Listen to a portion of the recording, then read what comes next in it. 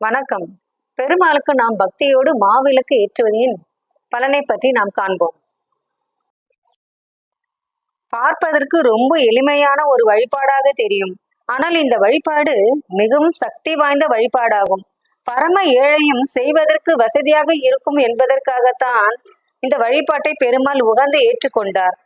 எந்த வீட்டில் மாவிளக்கு போட்டு கோவிந்தான்னு கூப்பிடுறாங்களோ அந்த வீட்டுக்கு பெருமாளே எழுந்தருளி அருள் புரிவார். நீண்ட காலமா ஒரு காரியம் நினைச்சுக்கிட்டே இருக்கும். அது நடக்கவில்லை என்றப்போ இந்த மாவிளக்கு வழிபாடு நினைத்த காரியத்தை நிறைவேற்றி தருவார் பெருமாள்.